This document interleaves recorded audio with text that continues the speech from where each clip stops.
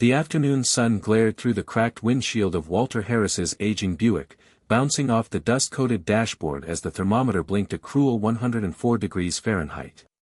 Traffic hadn't moved in 20 minutes, but Walter barely noticed. His hands gripped the wheel as if holding on to something he couldn't afford to lose. He looked at the time. 3:57 p.m. He had 23 minutes to make it to Greenhill Cemetery before the gates closed, and he was still 6 miles away. A construction crew 2 cars ahead had blocked off the far lane with cones and flashing signs that screamed detour as if mocking his effort. In his rearview mirror, a boy in the back seat of a Prius laughed, playing with a tablet. His mother in the front seat scrolled her phone. Everyone else looked fine, calm, distracted, moving on.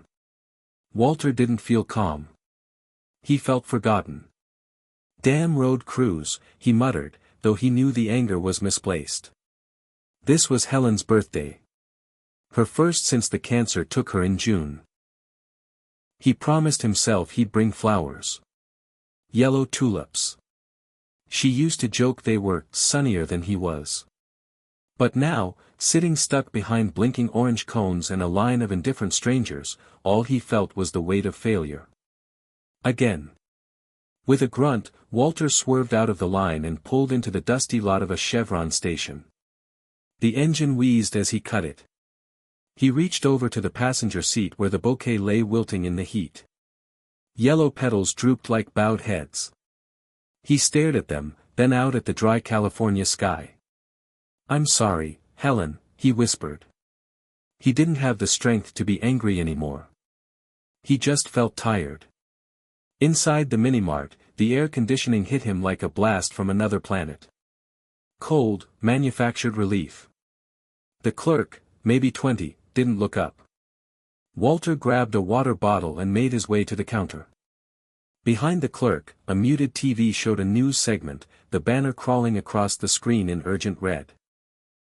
Elon Musk's Boring Company launches revolutionary tunnel system to combat traffic. Walter glanced up. The footage was surreal, cars gliding smoothly underground through futuristic white tunnels, bypassing surface gridlock like water through a pipe. A female anchor's voiceover, a 2-hour commute reduced to 12 minutes, Musk's team says this is just the beginning. Then came the clip. Elon himself, standing in front of the tunnel entrance, cameras flashing. Calm, certain, eyes alight with mission. "Traffic is a soul killer," he said. "So we dug under it." That was it. 5 words. But they hung in Walter's mind like a match dangling over dry grass. Traffic is a soul killer. Walter took his change without speaking and walked slowly back to the car. The sun had dipped a little lower.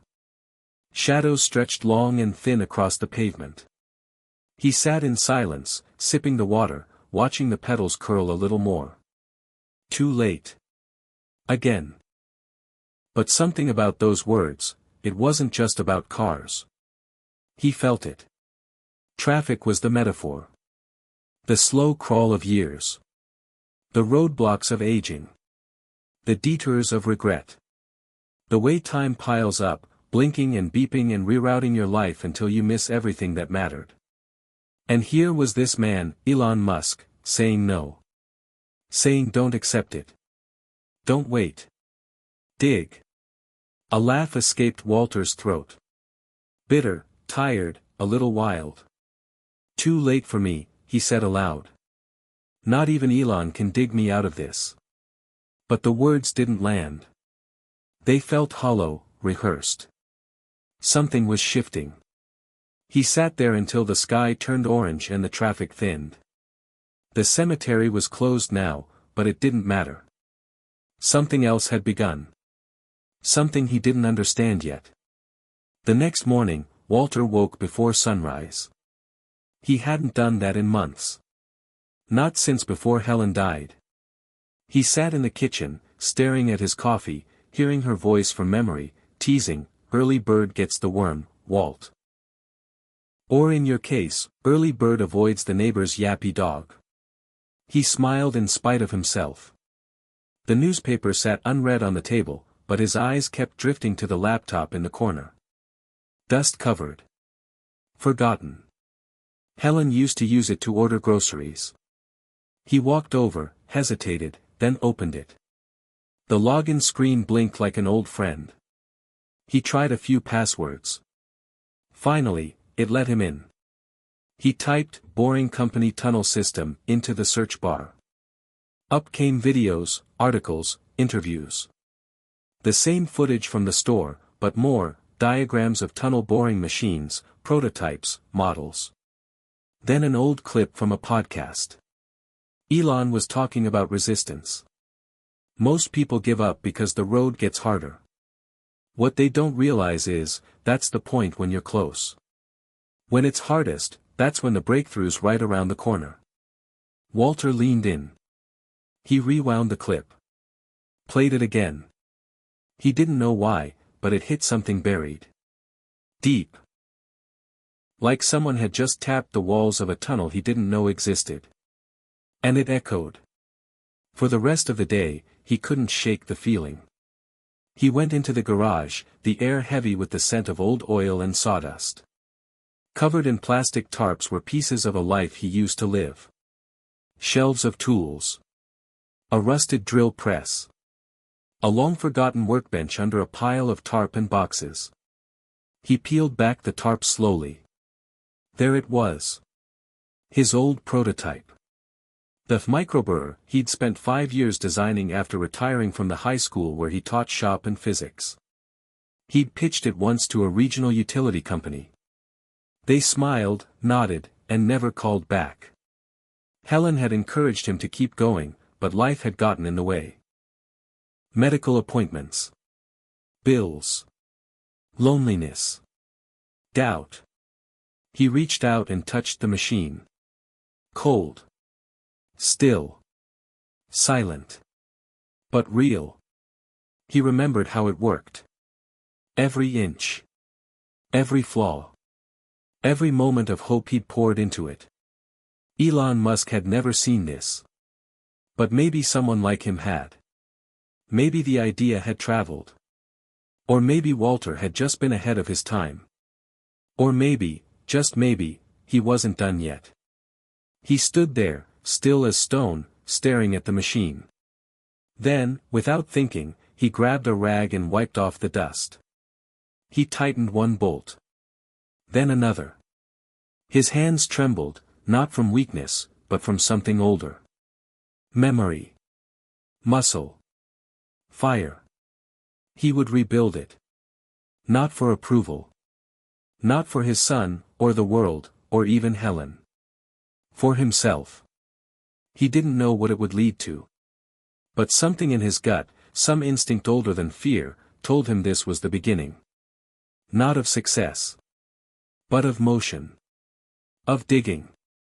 Of becoming unstuck. Let's see what's still in the tank, he whispered, tightening a screw. Outside, the sun blazed high again. Another scorcher. But Walter didn't feel the heat. He felt the engine of purpose turning over inside him for the first time in years. That night, he lay in bed, eyes open, staring at the ceiling, the echo of Elon's voice in his mind. When it's hardest, that's when the breakthrough's right around the corner. He didn't hit breakthrough. Not yet. But he'd found the corner. And for now, that was enough. Hit subscribe and leave a comment with where you're watching from. This story might just spark a new beginning. What's one thing that always pushes you forward, even when things get tough? Long before Walter Harris found himself in a sun-bleached garage tightening bolts on an old prototype, long before the traffic and the flowers and the whispered apology at the gas station, there was a boy from Ohio with calloused hands and stars in his eyes. He grew up in the back roads of Dayton, where his father ran a hardware store and his mother sang church hymns like they were sacred spells. His first love wasn't a person, it was a box of spare parts and a screwdriver. He took apart everything, from clocks to radios to an old vacuum cleaner that never worked again. His father would shake his head, half proud, half exasperated, and say, "You're gonna fix the world one day, kid." Walter believed it. Especially after the summer of 1969, when he and every other kid on the block stood huddled in front of the television and watched Neil Armstrong step onto the moon. Something clicked in him that day, more than pride, more than awe. It was a kind of certainty. He wanted to be part of that. The future. The building of impossible things. He got his degree in mechanical engineering from Purdue, worked summers at small labs and drafted ideas on napkins and notepads. In 1975, he was accepted into a training program at a private aerospace company outside of Houston, a job that could have changed his life. But then Helen got pregnant. And her parents said she needed support. And the lab job in Ohio came with benefits and steady hours. So he stayed. He told himself it was temporary. Just until the baby was older. But babies turn into toddlers, and toddlers into teenagers, and before he knew it he was teaching high school shop class, then physics, then heading up the after-school robotics club in Bakersfield, California, where Helen's sister lived and the weather helped her arthritis. They built a good life. Not glamorous. Not the moon. But good. Backyard BBQs, road trips to the Grand Canyon. Helen's laugh echoing down the hallway. She was his compass. When the students frustrated him, when the years blurred, when the money was tight, she would touch his hand and say, "Walt, you've got a purpose. It may not be rockets, but it matters." And he believed her. Most of the time. But in the quiet hours, the ones just before dawn or just after midnight, he sometimes wondered what would have happened if he'd taken that job. If he'd risked everything. If he'd built something that would outlast him. His son, Kyle, never quite understood him. He was sharp, independent, always looking ahead. As a boy, he idolized Elon Musk and Steve Jobs, not his father. That stung, though Walter never said so. He tried to connect through science fairs and rocket kits, but as Kyle grew, the gap widened. Especially after the divorce. Kyle blamed Walter for being too passive, for settling. "You taught other people to build things," he said once during a fight, "but you never built anything of your own." That line stuck. Buried like a splinter.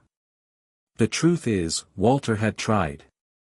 After retiring at 63, he poured himself into a design he'd been drafting since the late 80s, an automated microburr for urban infrastructure. Compact, efficient, adaptable. He believed it could revolutionize cable installation and even small-scale tunneling. He called it the mole. Helen encouraged him, said she'd run the numbers, make calls, help him get it in front of the right people. But her health declined too fast. By the time he had a working prototype, her hands were too weak to type, her voice too hoarse to pitch. He sent one package out, one binder of specs, diagrams, and a shaky DVD pitch video, to a regional public works office. He never heard back. After that, it sat in the garage. Under tarp. Under time. Under grief. Losing Helen shattered him in quiet ways. She had been his tether. Without her, the days stretched long and empty. The rooms were too quiet. The mornings too slow. Friends faded, conversations got shorter, and Kyle, already distant, called less and less. Walter understood. People have their own lives. Their own kids. Their own traffic to navigate. But it didn't make it hurt less. He kept himself busy with chores, with local senior meetings, with trips to the pharmacy and post office. A life of errands. Sometimes he would drive out to the hills and just sit. Watching the world move. Wondering where he'd gone in it. Once, during one of those drives, he saw a boy on a skateboard wipe out on the sidewalk. Walter pulled over, helped the kid up, and offered him a water bottle. The boy's eyes lit up when he saw the label on Walter's keychain, a miniature rocket from the Kennedy Space Center. "You used to work at NASA?" he asked, wide-eyed. Walter smiled. "Almost," he said. It was the truth. Almost. That one word had come to define too much. Almost a builder. Almost an innovator. Almost the man he wanted to be. At the senior center, most of the talk was about aches and medications and children who never visited. Walter smiled, nodded, participated. But inside, something tightened each time he heard the words, "Just enjoy your retirement." Enjoy what? The slow fade? The erasure of relevance? He didn't want comfort. He wanted meaning. And somewhere inside, buried under layers of silence and expectation and years, he still believed he had something left to give. Something real. Not just wisdom. Not just advice. But invention. Creation. That was what had kept him up at night back then. That was what still flickered in the background of his dreams. He remembered one particular night, maybe 6 months after Helen died, when he found himself in the garage at 2 a.m., standing over the tarp without knowing how he got there. He didn't uncover it. Didn't touch it. Just stood, arms crossed, staring at the shape beneath like it was a grave. Or a challenge. He stayed there for nearly an hour before going back inside. The next morning, he couldn't even admit to himself why he'd gone. Maybe he hadn't believed he had the strength. Or the time. Or the right. That's the quiet lie aging tells you, that it's selfish to want more. That your time to reach has passed. That your job now is to shrink, fade, and remember. But something in him had resisted that. Even then. Even quietly. And that resistance had never fully died. It just lay dormant. Waiting for the right moment. Waiting for a voice, a spark, a quote on a gas station screen. He didn't know that yet, not fully. But the signs had been there. In the way he still fixed broken radios at the center. In the way he read Popular Mechanics in the corner booth of Denny's. In the way he looked at the stars sometimes, whispering, "I'm still here." And now, with the tunnel announcement, with Elon's words, with the garage door creaking open again, something had started moving. Not fast. Not dramatic. But undeniably real. For decades, Walter had told himself he had missed his shot. That his best ideas came too late. That the world no longer needed old men with stubborn dreams. But now, alone in his modest home on a quiet Bakersfield street, the hum of potential had returned. Not because someone had invited him. But because someone had dared to dig. And maybe, just maybe, it wasn't too late to do the same. Not to become a billionaire. Not to be famous. But to be seen. To matter. To contribute. To build, even if it was only one last thing. The thought made his heart race in a way it hadn't in years. He didn't have a plan yet. He didn't even know what he was aiming for. But something inside him whispered that it was time to stop shrinking. Time to uncover. Time to act. Walter Harris stood in his kitchen gripping a cup of lukewarm coffee, watching a fly buzz against the glass like it couldn't quite accept that there was a world beyond it. He could relate. Outside, the summer sun baked the front yard into a colorless patch of brittle weeds and cracked stone. Somewhere down the street, a dog barked. The neighbor's lawn mower rattled. And inside the small house that once echoed with Helen's humming, Walter felt the quiet settle on his skin like dust. He hadn't been sleeping much.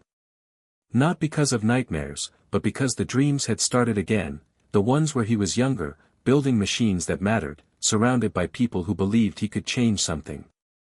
He'd wake up half believing it was real, then see the flaking ceiling paint and the stillness beside him in bed and remember that time had moved on, but he hadn't. He still couldn't shake Elon Musk's voice from the news clip. Traffic is a soul killer. So we dug under it. He'd played that moment dozens of times on the laptop now, like it held a code he was trying to unlock. He'd even looked up the specs on boring companies' tunnel designs, squinting through engineering diagrams late into the night. And every time, a strange ache would bloom in his chest, not the ache of loss, not quite, but of potential. Of relevance. Of something unfinished. But each time that spark rose, so did the other voice, the older one. The one that told him to sit down. To be quiet. To act his age. It was the voice that sounded a lot like his doctor, who last week had looked over his charts and said, "Walter, it's probably time to slow down a little. Your knees, your blood pressure, nothing to panic about, but you don't need to be working with heavy machinery anymore." Walter had nodded politely.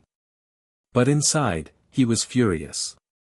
Not because the doctor was wrong, but because it confirmed what he feared most, that the world had quietly decided he was no longer useful. It wasn't just the doctor. It was the woman at the grocery store who called him sweetheart like he was 5. The barista who shouted, "Speak up, sir," as if volume were the issue and not that she wasn't listening. It was the driver who honked when Walter hesitated at the light, and the news reports that talked about the burden of an aging population, and the senior center flyers that said things like, "Let's keep you active," as if he were a half-deflated balloon. It was even his son, Kyle, who called once a month out of obligation and ended every conversation with a casual, "You doing okay, Dad?" as if he expected the answer to be a slow fade into irrelevance. Kyle meant well. But he didn't know the man who once dreamed of aerospace, who sketched tunnel-boring concepts before most people knew what they were, who built a functioning hydraulic arm in his garage just because he could. He knew the man who stayed put, taught high school, paid bills, and got quiet after Helen died.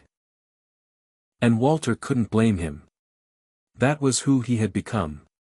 That was the version he had shown the world. But lately, just lately, he felt the other version stirring. Like an ember flickering under ashes. He'd told no one about the machine in the garage.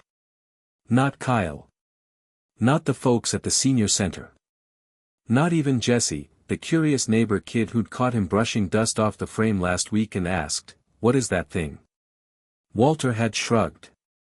Old project. Jesse had just nodded, like he understood that adults had secrets too.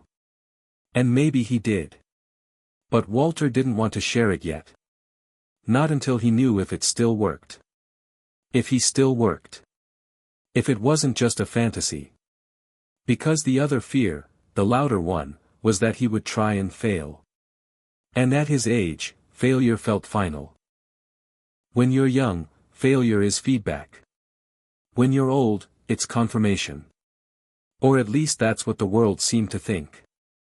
And maybe, if he was honest, so did he. That war raged silently every morning when he looked at the garage door and asked himself whether it was worth trying again. Every evening when he walked past Helen's empty chair and felt the pull of inertia whispering, "Just let it be." Every time he watched Elon Musk say something outrageous and brilliant and world-changing, and part of him wanted to cheer and the other part whispered, "That's not your world anymore." But the whisper was getting quieter. And something else was growing louder. A memory, maybe.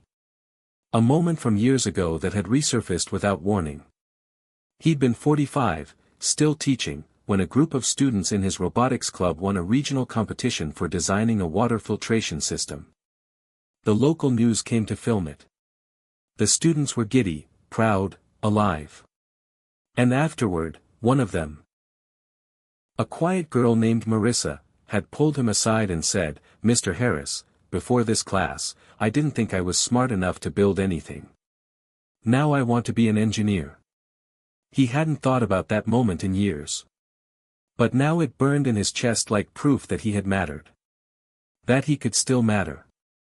That maybe, even now, someone out there needed to see what an old man could still build. That night, he sat in the garage again. No lights. Just the glow of his workbench lamp and the quiet ticking of a clock that Helen had bought on a trip to Santa Fe. He ran his fingers over the motor casing. He'd need new parts. The old ones were rusted, worn, outdated. He scribbled a list on a yellow notepad. Then crossed it out.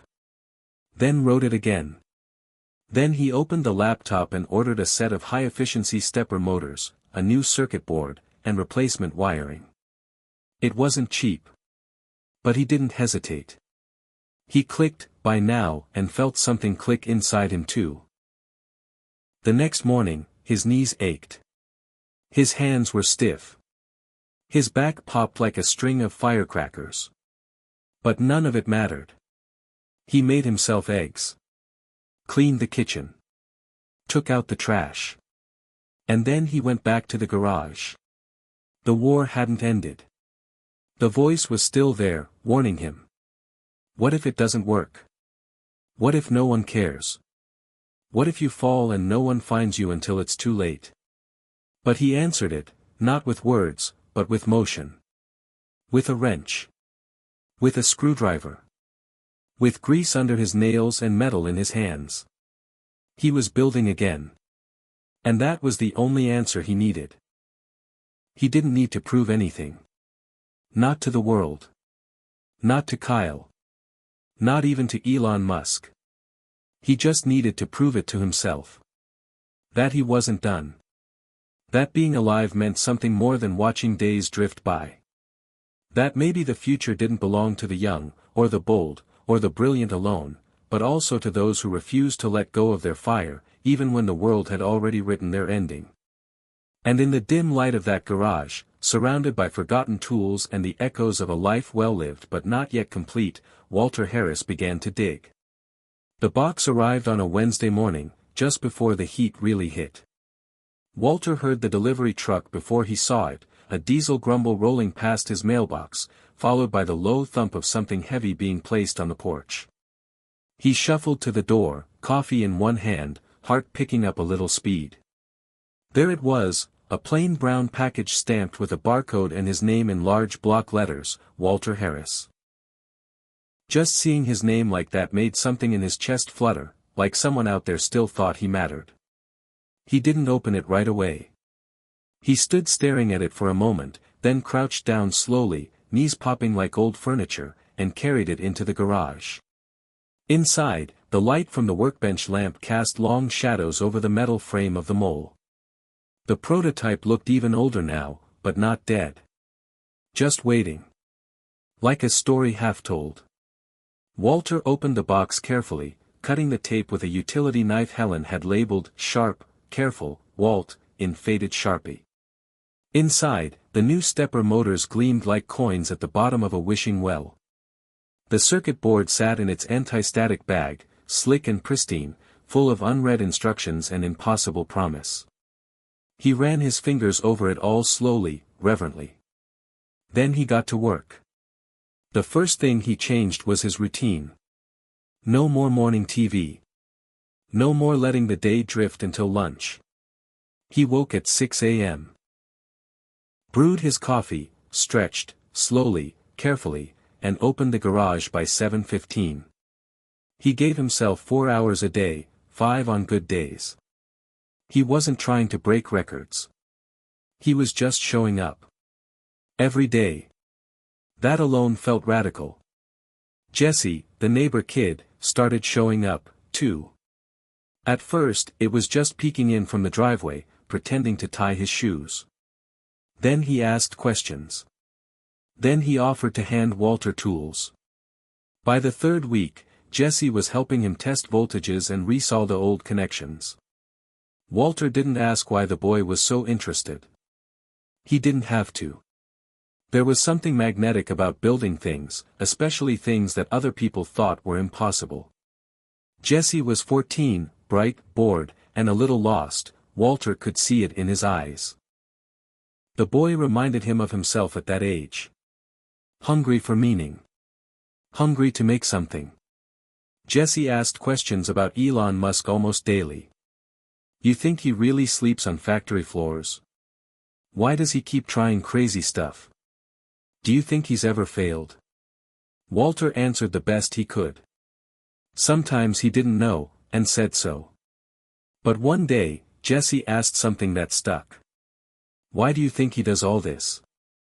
I mean, he's already rich. Walter paused. Set down his wrench. Looked Jesse square in the eye.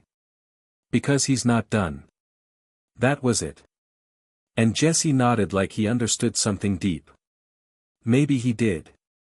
Walter hadn't felt this alive in years. Not because he was working on something brilliant, but because he was working at all. Purpose has a weight to it. It steadies you. It silences the voices that say you're too late. And slowly, something strange began to happen. His hands stopped shaking. Not completely, but enough. His back still hurt, but less. His mind was clearer, sharper. His days filled up. Time no longer passed him by like a train he'd missed. Now he was on it, looking out the window, watching the world move with him. The first time the mole hummed to life again, Walter thought his heart would burst. It was rough, uneven, louder than he remembered. But it moved. The motor spun.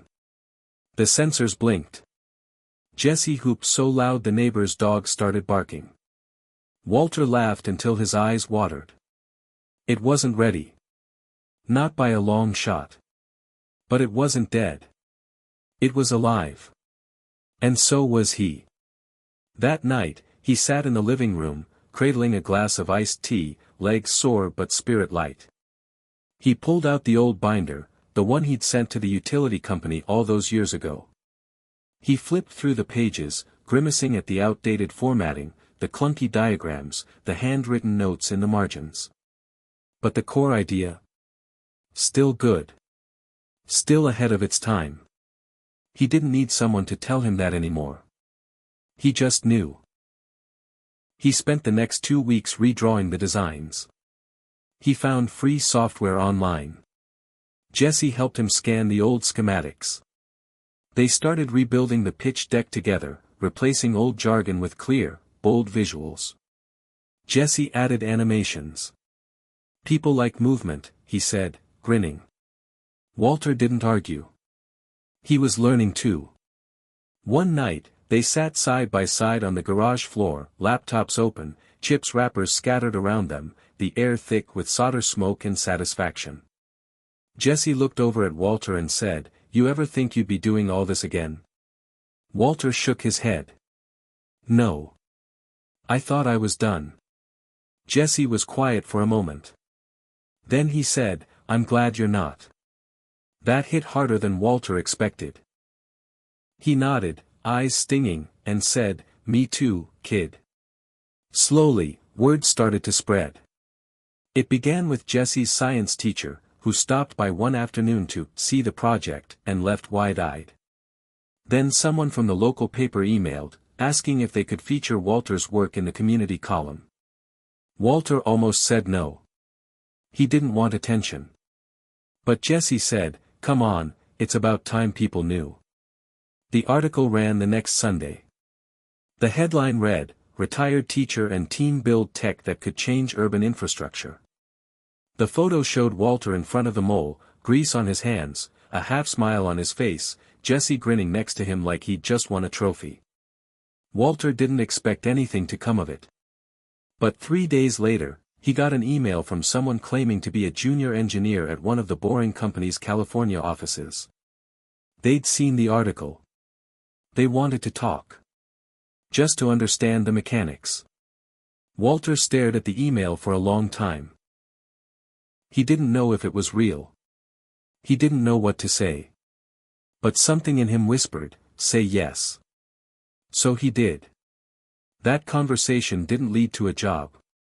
Or a contract. Or fame. But it led to a second conversation. And a third. Engineers asking questions. Curious. Respectful. And for the first time in decades, Walter felt like a peer again. Not a relic. Not a footnote. A contributor. One night, as he closed the garage door and turned off the light, Walter caught his reflection in the window. He looked tired. Older than he felt inside. But his eyes, those were different now. They didn't look stuck. They looked lit from within. Like something had been switched back on. He whispered to the darkness, "Thanks, Helen." Then he added, almost without thinking, "And thank you, Elon." Because even though Musk would never know Walter's name, his words had started this. Not by saving him. But by daring him. By planting a question that Walter couldn't unhear: what if the traffic isn't just cars? What if it's all the reasons we tell ourselves not to try? That single idea had been enough to change everything. Not instantly. Not dramatically. But steadily. Quietly. Like a drill moving through rock, slow but unstoppable. Walter didn't have all the answers yet. He didn't know where this was going. But he knew one thing: he had made a choice. A small, defiant, ordinary choice. To begin again. To move. To build. And that one change had rippled through everything. His health. His mind. His purpose.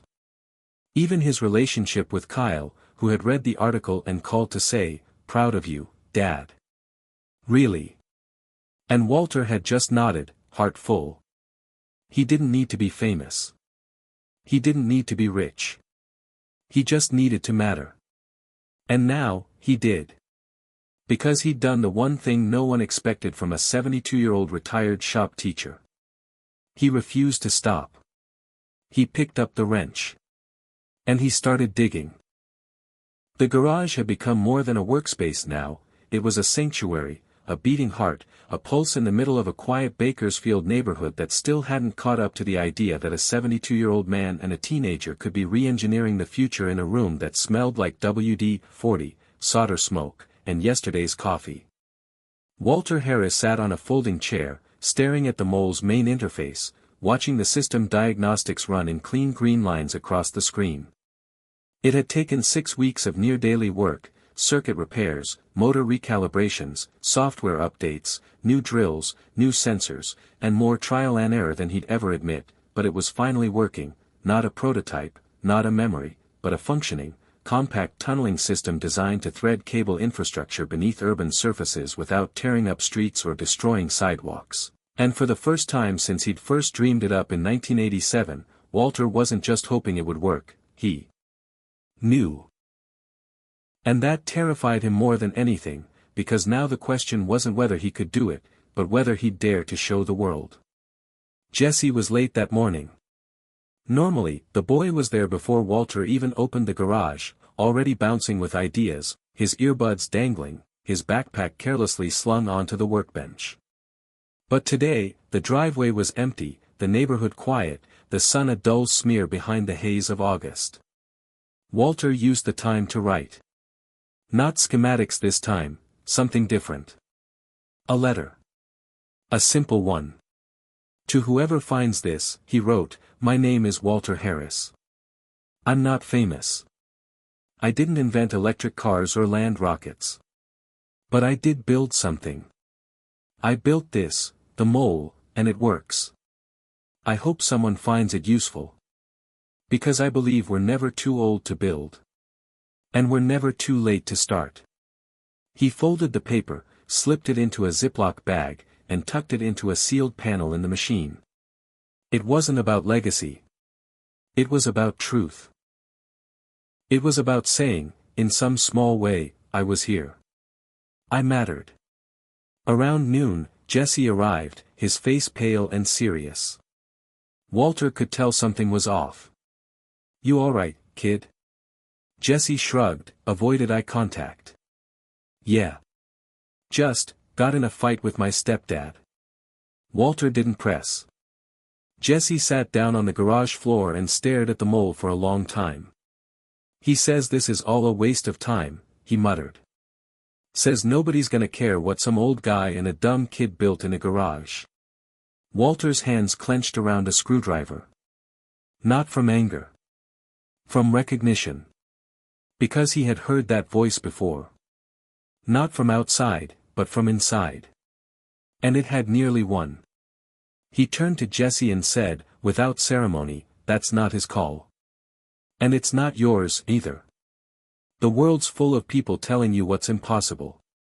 Your job is to make them eat their words." Jesse cracked a smile. "Sounds like something Elon would say." Walter chuckled. "Maybe. Or maybe Elon stole it from me." They got back to work. That afternoon, they completed a controlled surface test in Walter's backyard. The mole bored a clean path beneath the edge of the garden and re-emerged exactly where the algorithm said it would, within an inch.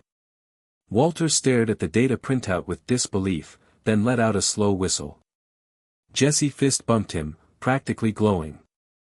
"You did it, Mr. H." Walter shook his head. "We did." That night, Walter didn't sleep. Not from worry, but from excitement. He paced the hallway. He stood on the back porch, staring at the stars.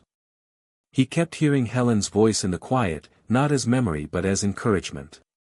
"Keep going, Walt. You're closer than you think." And then he made a decision. The next morning, he posted the video.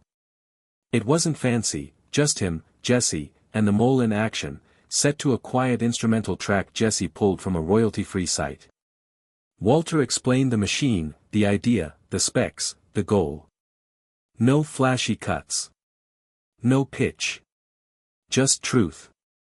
Just possibility. He uploaded it to YouTube and titled it simply, "What We Built in a Garage at 72 Years Old." Jesse shared it on Reddit. Walter emailed it to a few old colleagues. Then he shut his laptop and went back to work. 2 days passed. Nothing. A few likes. One comment from someone asking if it was a hoax. Walter felt the old doubts return, creeping in around the edges. But he kept showing up. He kept refining the drill head. He kept building. And then, on the third morning, Jesse came running up the driveway, waving his phone like a flag. 10,000 views, he yelled. Elon retweeted it. Walter blinked. What? Jesse shoved the screen into his face. Sure enough, there it was. Elon Musk's official account. A single sentence, "Never too old to build." This is how it starts. Followed by a link to the video. By that evening, the views had crossed 500,000. Emails poured in, engineers, journalists, city planners, students, retirees. People who saw themselves in Walter. People who needed to believe they weren't too late. People who wanted to know how they could help, how they could replicate it, how they could begin. Walter read every one. He answered as many as he could. He cried more than once. Kyle called the next night. Not just to talk, but to apologize. "I didn't see it, Dad. I didn't get it. But I'm watching the video over and over, and I'm proud of you. Not for going viral. For not giving up." Walter's voice cracked. "I thought I had." Kyle paused. "Well, you didn't. And neither have I. Can we talk more?" That simple question meant more than any retweet. It broke something open in Walter, not in a bad way, but in the way a dam breaks and suddenly the water can breathe again. He stood alone in the garage that night, running his hand over the machine that had once been just a napkin drawing, now humming with purpose. And for the first time in years, he felt Helen not as memory, but as presence. She would have smiled at this. Not because it went viral. But because he didn't let the story end early. He walked to the workbench, turned on the light and opened a blank notebook. At the top he wrote, version 2.0, next steps. Because now there was no stopping. Now it wasn't just about the mole. It was about everything it represented, possibility, resilience, relevance. Walter understood that now. He hadn't built a machine. He'd built a message. And that message had broken through. Not to the world, not just to Elon, not even to Jesse or Kyle. It had broken through him. Through the crust of silence and routine and slow surrender. Through the traffic of self-doubt and aging and fear. Through everything that told him to stop. And now, nothing could keep him from moving forward. Not pain. Not time. Not the past. Because purpose, once awakened, doesn't go back to sleep. It drills forward. It digs deep. It refuses to stop. Just like him. It was hard to believe that all of it had started with one video and a machine that most people had never heard of, tucked away in a garage that smelled like motor oil and dust and old memories. But Walter Harris had come to understand that what the world often overlooked was exactly where the most important stories were born, not in billion-dollar boardrooms or Silicon Valley launch events, but in quiet moments of resolve when a man looked at the second half of his life and chose not to fade. But to fight, not to regret but to reimagine, and that was the legacy that had begun to form around him now, not a legacy of wealth or fame or even invention in the traditional sense, but of courage, of presence, of proof that age could be a beginning rather than an end. The emails continued to pour in, hundreds at first, then thousands, from all over the world. Grandmothers in Montana asking if they could help start local maker spaces, veterans in Ohio wondering if they could use the mole's design to help dig irrigation lines on community farms, a group of high schoolers in Denmark who had already started building their own version with scrap parts from their science lab, and even an elderly machinist from Michigan who had written, in uneven type, "Your story made me go back out to my shed after 10 years of doing nothing. I made a wind turbine blade out of spare metal. It turns. So do I, now. Thank you." Walter printed every message and pinned them to the back wall of the garage, paper by paper, until the entire surface was covered, like a living mural of belief, and every morning he'd stand there with his coffee and read a few aloud to himself before starting the day's work, letting the words settle into his bones like nutrients, like fuel, because they reminded him that this wasn't just about a machine anymore. This was about waking people up, not with noise, but with proof, with action, with dignity. Kyle flew in from Portland 2 weeks later, arriving with a carry-on and cautious optimism, and when Walter met him at the small airport, there was an awkwardness between them at first, not tension, but the kind of silence that builds up over years of unsaid things and protective distance, but something shifted when they pulled up to the house and Kyle saw the mole in person for the first time. He didn't speak right away, just walked slowly around it, crouched down to look at the chassis, tapped the sensor array gently with the back of his knuckle, then stood up and said, "This is good, Dad. Really good." Walter didn't respond with words, just a nod and a quiet smile, and for the next 2 days they worked side by side like they hadn't done since Kyle was in junior high, and they built a treehouse together that never quite stood level but lasted long enough for a childhood to unfold inside it. Jesse joined them after school and showed Kyle the updates he'd made to the software interface, walking him through the testing dashboard with the confidence of someone who had finally been given permission to believe he could be great, and Walter watched the two of them talk shop like colleagues, not student and adult, and felt something deep and wordless swell inside him, a passing of tools, maybe, or the continuation of something that once felt lost. That Friday, they held a public demo. It was Jesse's idea. "Let people see it live," he said, "not just in a video. They need to feel it." So Walter printed flyers, emailed the local paper, called a few old friends, even posted on Facebook, which he still barely understood. They set up chairs in the backyard, built a small stage out of plywood, ran a power line from the house to a protected rig, and prayed the forecast would hold. At 5 p.m., 20 people had arrived. By 5:30, it was more than 70. Neighbors. Engineers. City officials. Kids. Retirees. One man drove in from Sacramento, saying, "I saw the tweet and just had to see it for myself."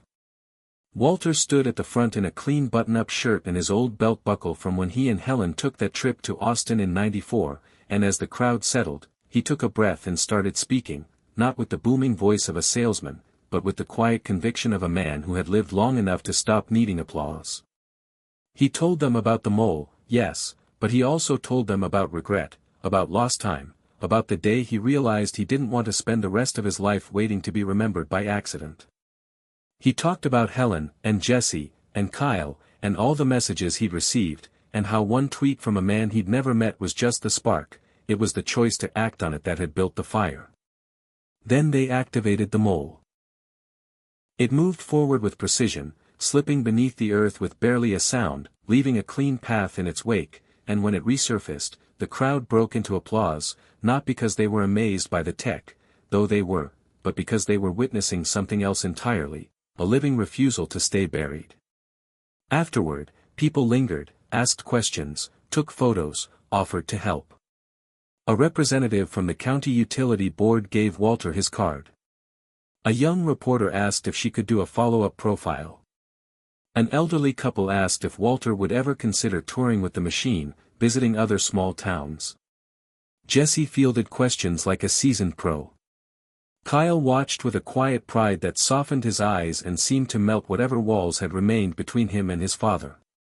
That night, after everyone left, Walter stood alone in the garage once more, the cooling air thick with gratitude and silence. He looked at the machine, at the wall of letters, at the empty chair beside the workbench where Jesse always sat, and something in him settled. Not a conclusion. Not a finish line. But a peace. A knowing. He walked outside, sat on the porch, and looked up at the stars. They shimmered faintly above the haze, like old dreams still visible if you knew how to look. He remembered watching the Falcon Heavy launch on his small TV in 2018, remembered thinking, what kind of mind puts a car into space just to prove it can be done? And now, sitting here, he realized the answer was simpler than he'd thought, it was a mind unwilling to wait for permission. A mind unwilling to live in fear of failure. A mind that believed in doing something simply because it mattered to you. That was the legacy he was building now, not a machine, not a company, not a breakthrough in tunneling technology, though all of those might come, but a legacy of action, of defiance, of belief. He whispered to himself, not for anyone else to hear, I was never too old. I was just waiting for permission to matter again. And now, with the stars watching, with Helen's voice echoing softly in his chest, and with the hands of time no longer pushing him but guiding him, he understood, he didn't need permission. He never had. He stood up slowly, knees aching, and smiled. Tomorrow there would be more work. More emails. More updates to the mole. Maybe even a prototype 2.0. But tonight, there was this, the porch, the stars, the cooling air, the quiet buzz of life returning. And the feeling, deep, solid, immovable, that he had broken through. Not just the soil. Not just the noise. But the final, most stubborn layer of all, the belief that his story was over. Because now, it was only beginning. Walter Harris sat at his workbench long after dusk had softened the sky outside, the garage's single bulb casting long, skeletal shadows across the mole and the wall of letters, each one glowing now like a constellation of second chances. It had been 2 weeks since the public demo, and Walter's life had shifted in ways he hadn't expected. Emails now brimmed with offers, not just congratulations, investors, city planners, university labs, even a local maker group wanting the mole to appear in their STEM competition. He felt the weight of possibility pressing against him, gentle but insistent, like an arm around his shoulder guiding him forward. Yet with opportunity came complexity. One afternoon, a firm offering funding for a larger prototype called, and Walter listened while the voice on the other end rattled off timelines, expectations, patents, rights, terms he barely understood. He thanked them and hung up, his chest tight. He wasn't sure what he wanted. He had begun with a toolbox and a question, do I still matter, and the answer had come. Now, he needed direction. Could he still call the shots? Or had his story already slipped into someone else's script? Then came the letter from the county planning office, formal-looking, on officious stationery. It said they'd received multiple inquiries about the mole and asked whether Walter would be open to participating in a feasibility study with the utility board. Keywords like zoning, environmental impact, liability scrolled at him like warnings. He set it down and walked into the kitchen, coffee brewing automatically, mind swirling. The garage felt like home. But the world outside was a new frontier, and he wasn't sure he'd packed the right gear. He thought of Elon's words, when it's hardest, that's when the breakthrough's right around the corner. So he walked back, sat in the chair there, and listened, to questions, to doubts, to that old quiet voice trying to talk him back into the curtains. But then his eyes drifted across the letters, one small note from a grandmother in Montana who said they'd reopened their community workshop because they saw what an old man could still build, and beneath it, another from a high schooler in Ohio who asked if he'd ever consider teaching remotely. And he thought, maybe I don't need to do it alone anymore. That night, he talked with Kyle. He didn't pitch. He didn't sell. He simply shared. The email, the firms, the study. Kyle listened, really listened, and then asked, "What do you want to do, Dad?" It felt like a lifeline. Walter thought about Helen, and about his younger self in Ohio, and about every road he'd taken and every one he hadn't. He thought of the garage at 2 a.m. The mole buried under tarp like hope itself. "I want to keep building," he said finally. "Not for anyone but me. For us." Kyle paused, then said, "Okay. I can help with that. Let's figure it out together." That week, they drew up a map, 6 months, maybe a year, what Walter called a framework for sustainable impact. He would continue improving the mole, yes, but they'd also work on an open-source guide for other communities, how to adapt, how to build, how to restart. No investors required. They called it the mole method. Jesse watched it all, poring over the mole's wiring as if studying its pulse. One afternoon, he said, "You know, this thing could be more than a tool. It could teach." And Walter realized he agreed. Not loudly, but deeply. He began working with the local senior center, offering a weekend workshop, hands-on, engineering after retirement. It felt right. The first class had 10 attendees. By the second, 20. Walter watched eyes light up at circuit tests, metal gears, ideas moving again.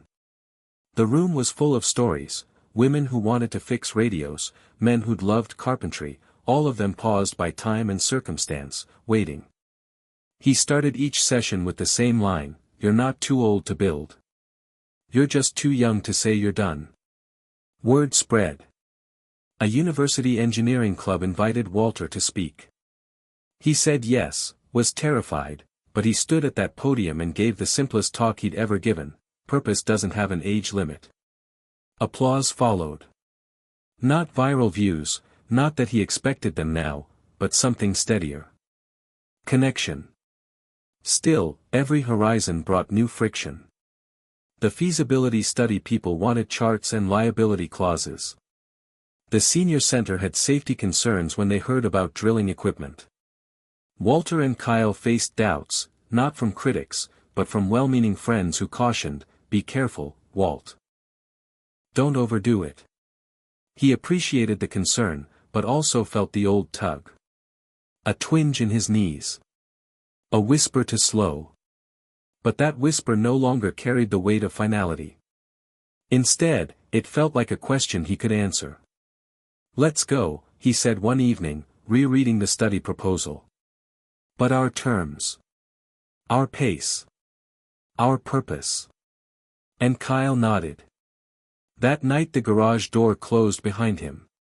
He flicked the light on over the mole and heard himself laugh, quietly, at how far he'd come. He was no longer alone in the garage. He had allies. Love. Tools. And most importantly, he had momentum, steady, bold, careful, unyielding. Elon's words had lit the spark. But Walter's journey had become a fire of its own making. And now, with a plan, a team, and a story still unfolding, he resolved, forward. Not fast. Not for fame. But with heart. And enough of that, Walter Harris knew, was enough. Walter Harris woke before dawn, not because he had to, but because his mind had become its own alarm clock. A steady reminder that he was no longer drifting but moving, even in the quiet. The garage smelled of solder and fresh coffee, his boots scuffed the concrete as he made his way in, careful now in the dark. Hours spent here had healed more than the machine they'd produced, they'd healed him. He flicked on the workbench lamp and saw the wall of letters, the grandmother in Montana, the machinist in Michigan, the students across the globe, glowing like constellations, proof that one man's act of defiant rebuilding could reboot others' dreams too. He hadn't expected this. He only asked himself the question, do I still matter? Now he had the answer. And more than that, he had a responsibility, an invitation to carry it forward. Jesse was already here, methodical, tuning the motors. Walter watched the boy for a moment. At 14, he was sharp, keen on software, curious about movement, hungry to see what age didn't have to mean. Walter thought of Helen's encouragement, soft but steady. You've got a purpose. And now those words were echoing back, through a kid who saw himself through Walter's belief. He remembered his younger self, an almost inventor from Ohio, weighed down by choices that felt like endings. Now he wanted to lift others, quietly, practically, with tools and time. Kyle came in mid-morning. He jumped right in, not with surfacing surprises, but with grounding presence. They recalibrated a sensor array together. NES tunes played soft on Walter's phone, something Jesse had loaded. For Walter, mentoring wasn't about teaching something new, it was about passing on the proof that it's never too late. That bravery didn't fade with age. That perseverance isn't reserved for the young. The community workshops had become something else entirely. It started with 10 retirees in a senior center's makeshift classroom. They learned circuit basics, met Walter's story, touched parts with their fingers and discovered ideas they thought too late to imagine. Word spread, engineering at 70, building again after retirement. Local teachers invited Walter to visit classrooms. He showed students the mole, told them how a tweet had ignited a spark, how one man's choice to start again can ripple outward. He spoke low, with conviction, you can't always wait to matter. Sometimes you make matter by showing up. News outlets started calling him the mole mentor, and he almost laughed. Mentor? He was the one feeling revived. The inferno was inside him. Words in the news could only echo it back. He answered emails, one from a veteran who wanted to adapt the mole's microtunneling for community gardens, another from a woman wanting to build hydro systems in her rural county. They sparked new ideas, new circles. He wasn't just building machines, he was building hope. And hope needs transmission lines. Then came the university invitation. He was terrified, not of speaking, but of exposure. He hadn't been in a college auditorium in decades. But Kyle insisted. You're a chapter worth reading, he said. So Walter said yes. In his worn corduroys and workshop shirt, he stood before a crowd half his age. He didn't pitch technology. He told the story of fading, of rediscovery, of the mole and all the tiny literal and figurative parts working again. He spoke quietly, and they listened. Some nodded. Some took notes. Afterwards, a student came up and said, "You just changed what I thought retirement meant." Walter realized he wasn't done changing, he was expanding. Still, the world churned. The feasibility emails, the funding inquiries, the politics, he wasn't immune to them, and he didn't want to be. Some said he was a novelty. Others whispered about age, about whether he should slow down. Questions came about liability and ambition. Walter paused each one, let them sit, and answered with clarity, "My pace is measured in purpose, not timelines. I'm building something, yes. But I'm also building community. If that's contestable, I'll answer with tools, not excuses." And every now and then, he'd pause. Look across the garage to the letters. To the faces on emails. To Jesse adjusting a gear. To Kyle cleaning a sensor. And he'd just breathe and say, "Let's keep going." The applause from the university talk still echoed in Walter Harris's ears as he turned off the light in his garage that evening and closed the door behind him. He walked into the kitchen, pouring himself a glass of water, and stared at the fridge where a fading photo of Helen smiled back. He realized that every victory carries a shadow, new horizons, yes, but also new demands, complications, unexpected storms. It began slowly. A letter from the county planning office followed by a polite but ominous invitation. They wanted Walter to present his project to a regional transportation oversight board. Just informational, they said. But the letter smelled like terrain. He felt it in his gut even before he read the bulleted concerns: zoning compliance, safety protocols, environmental impact reports, liability insurance. Walter understood they believed him to be a novelty until they needed formality. At the same time, another email came, from a regional engineering firm offering to fund a larger prototype. The catch: they would own the rights. They'd pay for materials, handle logistics, but Walter would step aside. The email ended with, "A legacy doesn't belong to one man." Walter pressed his forehead against the cool window pane and felt something crack inside, a quiet rebellion against surrender. Then, on a hazy Tuesday, the local senior center called. One attendee had fallen, tripped over a power cable Walter had temporarily run for the equipment. They asked if he could halt the workshops. Safety first, they said. Walter felt the edges of responsibility blur with guilt. He could make no excuse. He sat in the garage that night, the machine humming softly, the wall of letters flickering in his peripheral vision. Youth still came, students, engineers, retirees. He'd become a mentor, a spark. But now the world was asking for permits, risk assessments, legal waivers. It was a new language, and he barely spoke it. He felt old again. Afraid. So he called Kyle. Kyle arrived 2 days later and listened while Walter laid it all out: the safety concerns, the ownership offer, the board meeting. Kyle said nothing for a moment. Then he said, "You helped people dig tunnels inside themselves. Now you're being asked to build tunnels through bureaucracy. Let's do it together."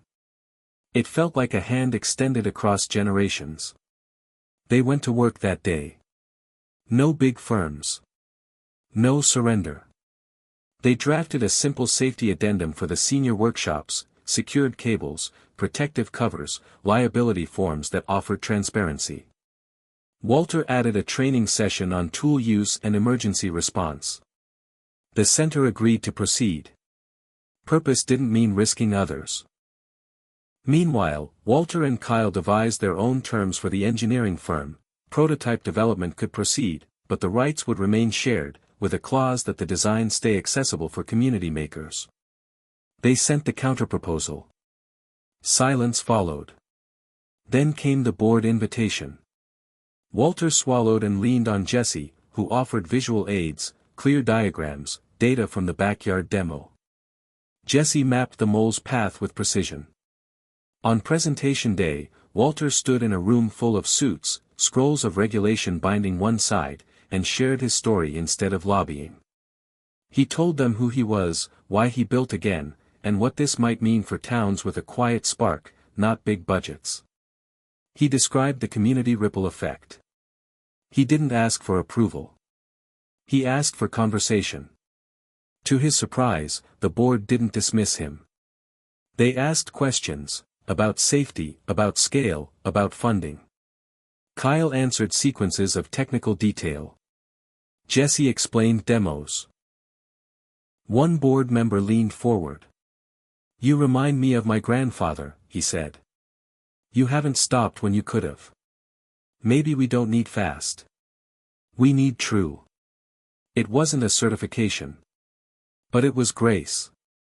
Back home, invitations came, not from CEOs, but from mayors of small towns and local school boards eager to try the workshop model, to replicate the mole method locally. They asked for guidance, documentation, training. Not ownership. Walter realized they didn't want a product, they wanted a process, an idea. A model for remaking their later chapters. So he began writing. His fingers tapped slowly on the laptop, drafting a manual, how to start again at any age. Modules, safety basics, software interface, community outreach, sustaining momentum. He added notes from his own failures. First, failure to hear his own joy. Second, nearly quitting after the email offer. Third, internal fear of being too late. He wrote compassionately, "That voice has power. Not to stop you, but to remind you of what matters." One evening, as the manual draft lay open, he heard a knock at the door. It was a local reporter, curious about a potential rise in old innovators. She asked Walter what he wanted his legacy to be now. He looked at her, then at the silent mole, then at Jesse across the garage floor.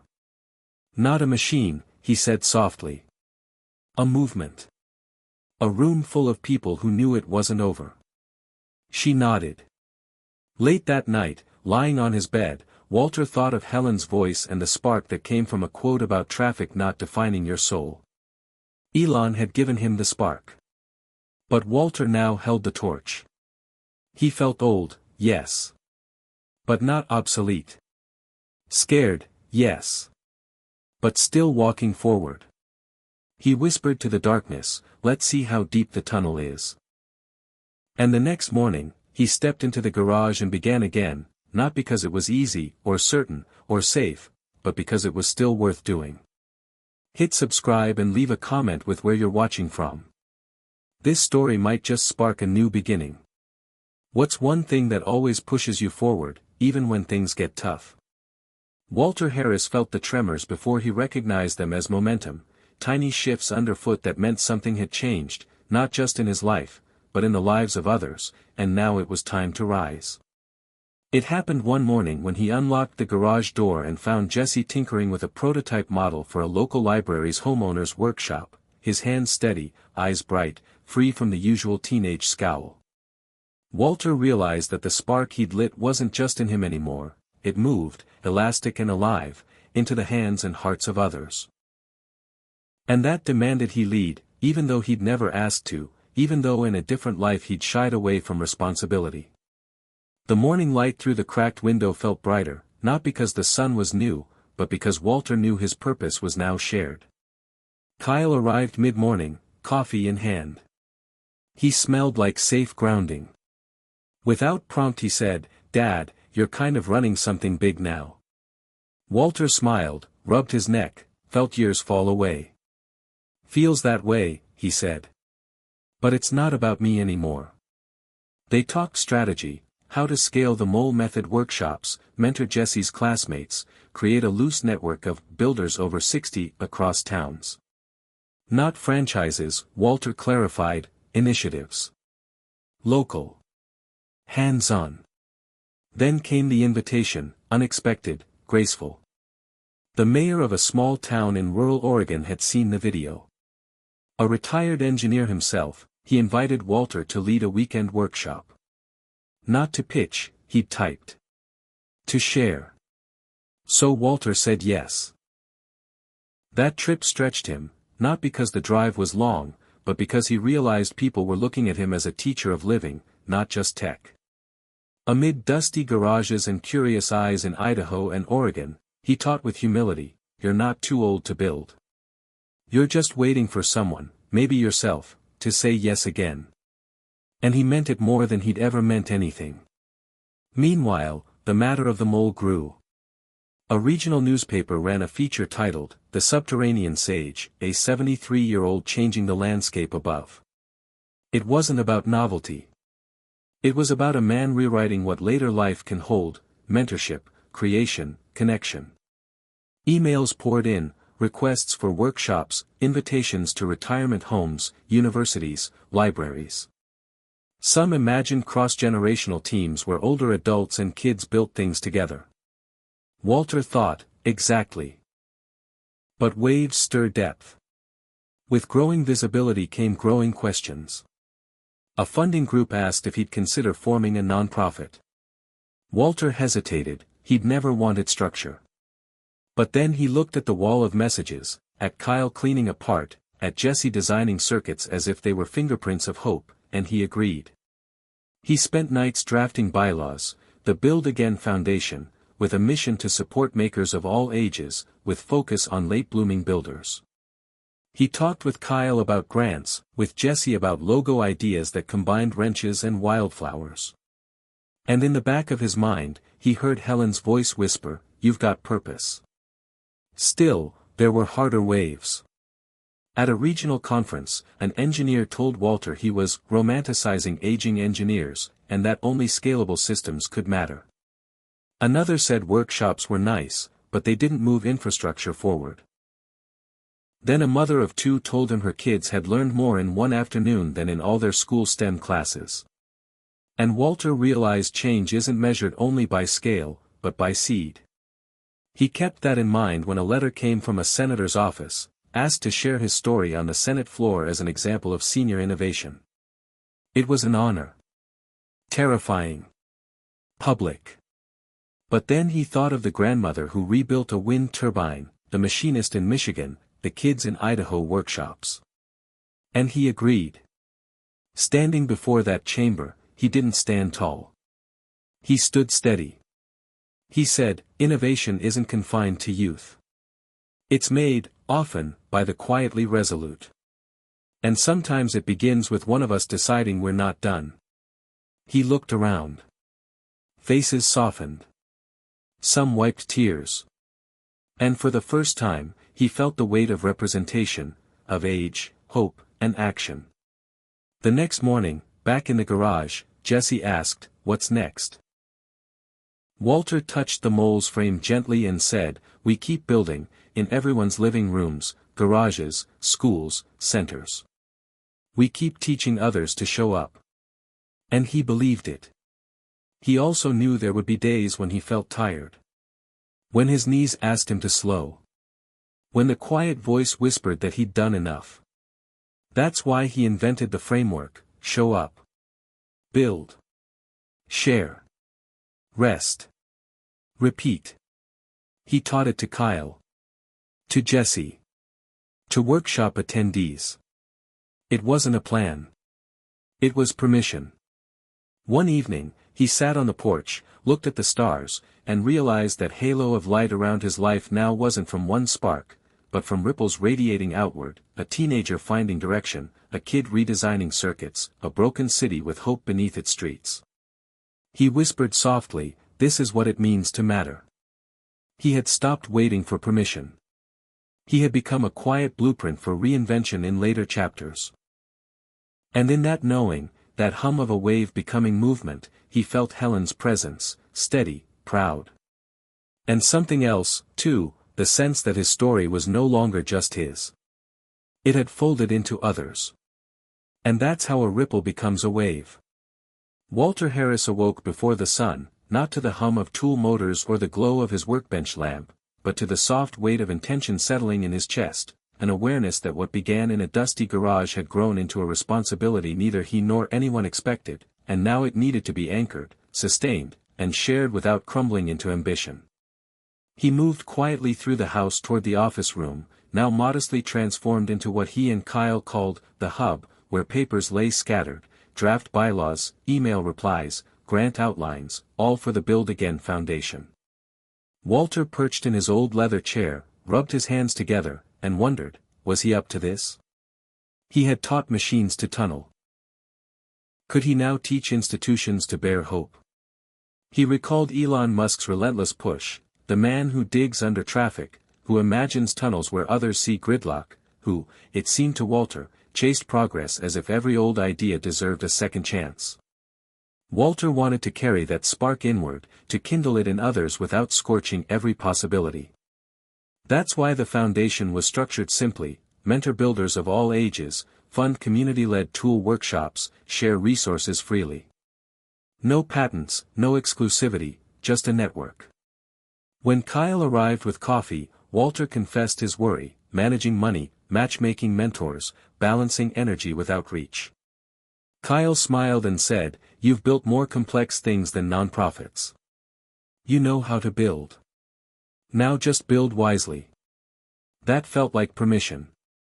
The first test arrived 3 days later, in the form of a grant request for a mobile workshop van, a bus refitted with workstations, materials, the mole's model. There would be safety kits, liability training, schedules, advertising. Walter read the request and saw both promise and overwhelm. He drafted a response, yes, but in phases, first renovate the vehicle, then pilot in one county, then scale. There. That voice, cautious but forward-moving. He felt relief. Meanwhile, message boards lit up. Educators, senior centers, maker groups asked how to affiliate. He replied, join the foundation, use the open source guide, share photos, respect safety, keep teaching. He didn't dream of control, but of connectivity. One evening, a letter came from a woman in Missouri. Her husband died the same year Walter lost Helen. She'd found inspiration in his story, and bought a small mill to restore. She had her first cut the week before, and sent a photo. The mill's wood chip dust glowed like hope. Walter held that photo like a torch. At the board's first virtual meeting, he nodded quietly while Kyle, dressed in a tie and blinking behind the camera, opened with, "Dad's built tunnels. Now, we build communities." Walter felt tears, pride and fear, mixed with courage. No senior engineers. Just people who showed up. They settled on 3 goals: write a safety and mentoring guide, pilot 5 workshops by year's end, and host a Build Again Week, a celebration tour. Walter liked the rhythm of it: build, connect, celebrate. Then rest. Then repeat. At night, he sometimes felt the ache creep in, the fatigue, the knees, the impulse to say, "I've done enough." That's when he'd return to the garage, run his hand over the mole, and remember Elon's words, "Traffic is a soul killer." So we dug under it. That sentence came not from greatness, but from timing. Timeless. And Walter thought, I may never launch a tunnel under a city. But my tunnel runs through doubt, through age, through resignation. And this foundation? It's not about bricks or bylaws. It's about belief. And that, he realized, is the most lasting structure any of us can build. Walter Harris woke before dawn again, but this time not to the comfort of the garage's hum, but to the distant rumble of progress in a city he'd never lived in, Nashville. News of the Music City Loop, Elon Musk's latest tunneling feat through concrete and controversy, crackled across his laptop screen. Reporters headlined a 10-mile underground route from the airport to downtown that promised an 8-minute commute, privately funded and zero emission, a bold symbol of cutting-edge infrastructure. But headlines also carried a darker current. Residents felt left out, environmental assessments were missing, local leaders claimed exclusion, and skeptics worried about flooding in a city built on limestone and rainy seasons. Walter closed his eyes and thought of his own project, not subterranean prestige, but modest garage-born momentum. Both stories were about digging tunnels. One through rock. One through doubt. And both demanded responsibility. He remembered Elena, the grandmother in Montana, sending a photo of her windmill blade spinning again after 10 years of silence. He thought of Jesse designing circuits in his garage. He thought of the man who built the mole, not for profit, but for purpose. His own tunnel ran through ageism, regret, invisibility. The Music City Loop's tunnel penetrated Earth. Both cut through layers. But only one had a wall of letters pinned in a small Bakersfield garage, stories of reconnection and renewal. That's what gave Walter strength. He made his way to the garage. Light revealed the mole, silent and patient. He touched its frame. The moment of the mole had begun with a whisper, "Traffic is a soul killer." So we dug under it. It wasn't about moving cars, it was about moving hearts. His work was local, yes, but grounded. He had built deeper than infrastructure, he had built something real. Unlike projects that rise through politics or power, his built through invitation, through empathy, through repeated presence. Kyle arrived, shaking his head at the news. "All that without public notice," he said. "No routes, no impact studies." Walter nodded. It didn't surprise him. He'd witnessed that before in his own community, senior workshops nearly cancelled over liability concerns, boardrooms daunting older voices, men telling him his time had passed. But he stayed. Built anyway. That day, he drafted a message on the foundation forum: what happens under any city doesn't only touch streets, it touches people. Trust is built above ground, in daylight, in transparency. He posted summaries of his open-source guide, inviting safe community builds, risk mitigation tips, co-mentorship, accountability. Dig Your Own Truth, he titled it. Over the next week, Walter watched the Loop's controversy unfold, mayoral letters demanding emergency response plans, questioning material conflicts under state-owned lots, concerns about flooding and stormwater, questions of bypassing municipal oversight. In some reports, critics called it an exclusionary deal, giving rights beneath public land to a private billionaire with little transparency. Comparisons to the Vegas Loop followed, faster to announce but slower to deliver, safety violations flagged, limited scale. Walter did not feel superior. Just thankful his work was grounded in people, not projection. Inspired, he used the Foundation's next workshop to bring the question of why, the foundational why, into focus. Participants built small-scale, purpose drills. Student-elder teams of 2 created tiny probes to dig a hole in a sandbox, then shared the story behind the hole. An elder dug not just for rescue lines, but for a kid to remember his grandfather could still matter. A student dug to break inertia. Concrete did not move. Hearts did. Afterward, a young teacher said, that, not the tunnel, is what keeps things strong. Walter nodded. He thought of Nashville's tunnel beneath the city. Both tunnels could transform mobility. But only one carried stories. He sent a message to the Nashville workshop organizers: find your stories first. The engineering will follow, but story builds ownership, and ownership keeps infrastructure honest. At night, he sat on his porch, stars overhead. He whispered to Helen, dig deep enough, and you find water. Or you find roots. He felt his legacy wasn't in what he drilled beneath, but what he lifted up above. Walter closed his eyes. The city tunnels running under Nashville would matter only when people saw themselves connected to them. He'd built his tunnel first through isolation. Now he'd teach others to connect. And that, he believed, was real infrastructure. Morning came silent, without the hum of tools or the glare of news headlines. Instead, Walter Harris awoke to the vibration of his heart, quiet, steady, full. He carried that forward into the garage, where the mole stood sentinel-like, bearing the weight of communal dreams. The letters on the wall appeared more vivid now, names and faces carved in ink, each a vow to keep moving forward. He had once thought his work was about drilling under pavement, now he knew it was about penetrating the surface of isolation, the crust of silence, and tugging at the heartbeat of connection beneath. That was the undertow he chased now. Kyle arrived with the morning light. The Build Again Foundation had a new message on its community board. A grandmother in Ohio, inspired by their purpose drills, had started an intergenerational makerspace in her rural town. News of seeds planted carried deeper meaning than any headline ever would. Kyle laughed softly. We didn't build a product. We built a cause. Indeed.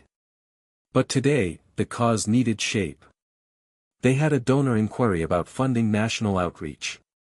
The McLeod Trust was willing to send a mobile workshop across 3 Midwestern states but needed a proposal, a budget, a schedule. Walter folded his hands and asked Jesse to sketch a route, stop by stop, toolboxes and test demos at town halls, schools, libraries. Jesse sketched. Walter breathed. The undertow was gaining current. On the outskirts of Bakersfield, they ran a pilot, a pop-up workshop under a tent, set up in a county fair parking lot. The mole model was there, but the real exhibit was people, an ex-mechanic showing a skeptical teenager how gears mesh. A woman who'd lost jobs and confidence who finally soldered a light that glowed. Walter watched her eyes shine in the desert morning light. That glow was worth every chip of rust removed from the mole. That day, a county official approached Walter and asked, "Can we fund something like this in other towns?" Walter nodded, voice quiet. "Only if the stories matter as much as the tools." That night, Walter stood at his kitchen table, spreading workshop financials, travel plans, and a draft mission statement. "We dig not to escape, but to connect." He glanced at the photo of Helen on the fridge, remembered her encouragement in the days when he dreamed alone. He whispered, "We're doing it, Helen. For you. For us." But as dusk settled, Walter felt hesitation creep in. Not fear of failure, he had failed before. No, this was something subtler, the fear of success. Of becoming too visible, too tied down by expectations. So he leaned against the wood-paneled wall, the thickness beneath offering comfort, and resolved, he would keep it local enough that he mattered to the person standing in front of him, but universal enough to make space for that person to matter to someone else. The next morning, they finalized the Midwestern tour proposal. Equipment lists hummed with mechanical restraint, modest, accessible, safe. They reserved buses, sourced portable workstations, reached out to senior centers and schools. Walter emailed the McLeod Trust, 60-year-old dreams on wheels coming soon. Later, he called Kyle and said, "We're really doing this." Kyle exhaled happiness.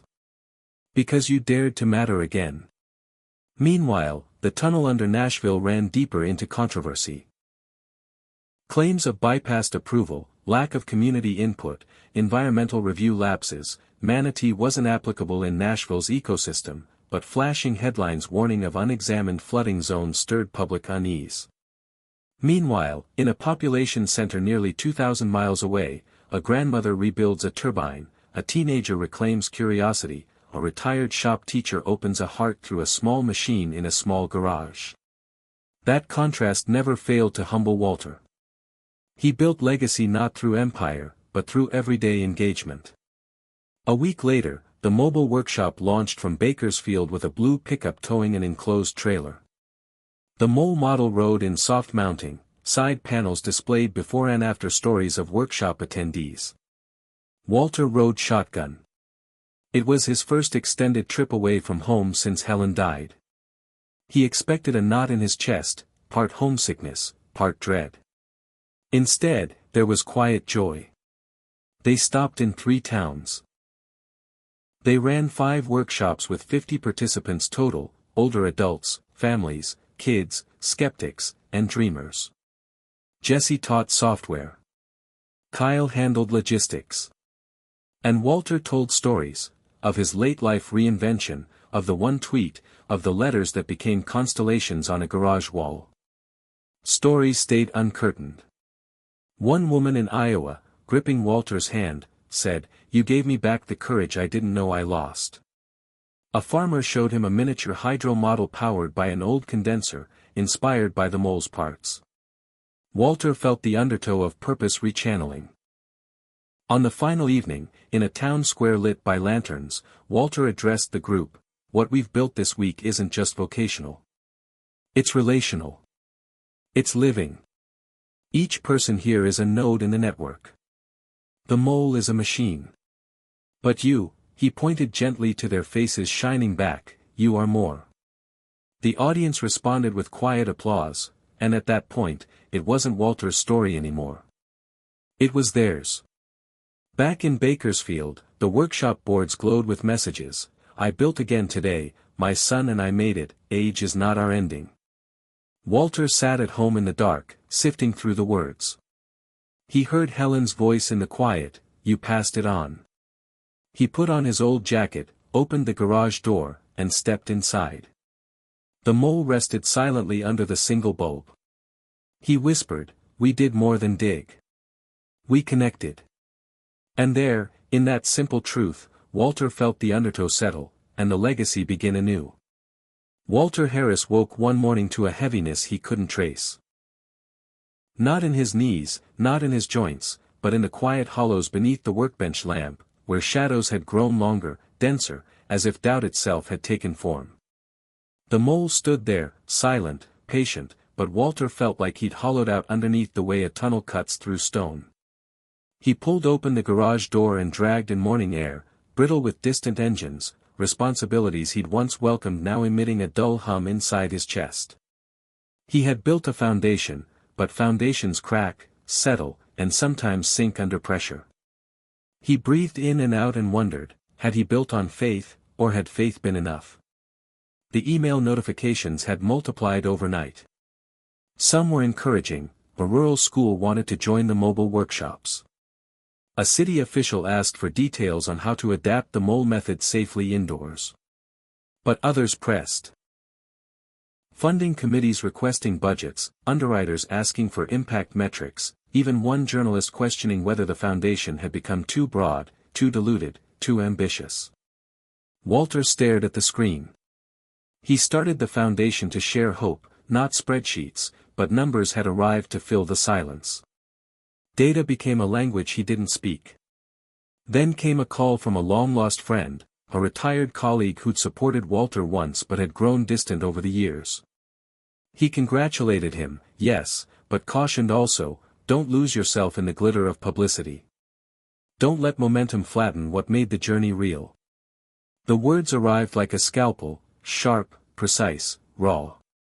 Walter closed the blinds and sat on the floor, leaning against the cold concrete, remembering how small a gesture it was to build simple things with intention. He thought of Helen. Her voice was absence now, but in the absence, it felt like return. Stay small enough to matter to one person.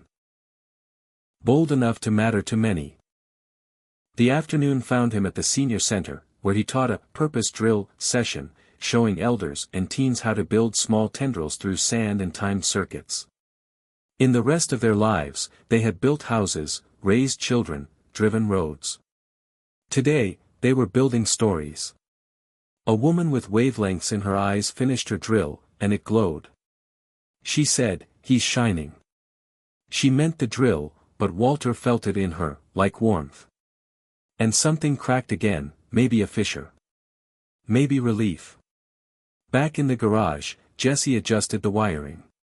He asked, "You okay, Mr. H?" Walter forced a nod. But later he realized that trying to hold public expectations and private purpose in one hand was like drilling the wrong angle, effective until the machine overheats and stalls. So he turned off the screen, closed the inbox, and went outside. He sat on the porch, gray light shimmering, and thought of Nashville's tunnel under controversy. Announced without ready answers, criticized for lack of transparency, ignored environmental concerns, calls for oversight shouted into the void. Reports said the project would dig under limestone, flood-prone land, sometimes without public notice, bypassing city permits, raising alarms in McLeod and Metro, a chorus of voices echoing procedural absence. In contrast, his foundation built under honesty, incremental steps, invitation over decree. He realized then that an idea's endurance was measured not by breadth, but by how deeply it was rooted. That night, Walter wrote a note to the foundation's email list: if structure becomes burden, we fix it. If visibility dims your heart, we pause. The soul of Build Again is not size, it's sincerity. He pressed send before second-guessing. But fatigue has its own tide. The next day he could barely lift a wrench, his hands shook, not from age, but from the tremor of holding too much. Jesse found him slumped in the chair, eyes closed. The boy didn't ask questions. He just poured Walter a cup of tea and sat beside him. Silence. Sometimes the most precise help is the one that says nothing. By week's end, the foundation board faced its first significant pushback, a proposed partnership with a tech incubator that wanted to rebrand the mole as a silver tech venture, pitch guild for seniors, monetizable, scalable. Walter sat at the table, the proposal before him, edges sharp with promise but coated in corporate sheen. He felt pulled. The board expected leadership. The foundation needed funding. But momentum could betray meaning. He offered no speech. He offered story. About Helen leaning over his shoulder during late-night soldering. About the grandmother in Michigan rediscovering purpose. About the student who wrote, "I thought it was the end." He said, "We're not for sale. We're for soul." The room quieted. The proposal was postponed. That evening, Walter walked to Greenhill Cemetery. It had been months. He placed a small wildflower on Helen's stone. "I nearly forgot what mattered," he whispered. "Thank you for remembering me." The sky echoed back in blue. Walter Harris woke one morning to a heaviness he couldn't trace, not in his knees, not in his joints, but in the silent corners beneath the workbench lamp, where shadows had grown longer and denser, as if doubt itself had settled in. The mole stood there, silent and patient, but Walter felt hollowed out in the way that an unfinished tunnel cleaves deep into stone. He pushed open the garage door and let in fresh air that carried distant car engines and the weight of expectations he once embraced but now felt exhausting. He had built a foundation, but he knew foundations settle, crack, sometimes sink when pressure grows. He inhaled and exhaled, wondering, did he build on faith or was faith simply all he had left? His inbox buzzed with messages, some encouraging.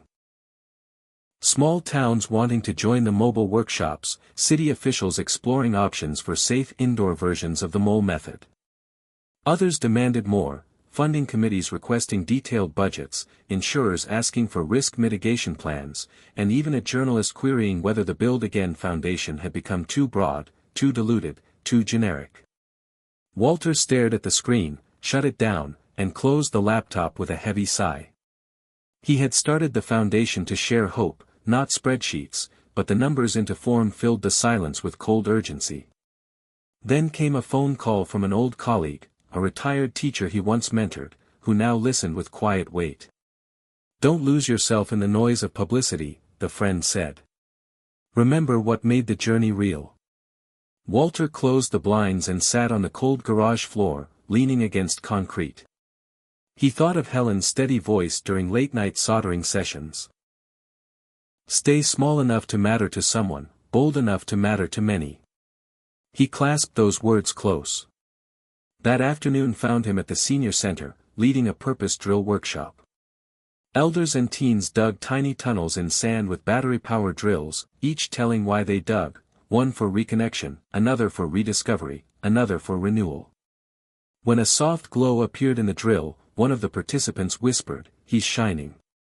It was the drill she meant, but Walter felt it in her too, the quiet spark of recognition.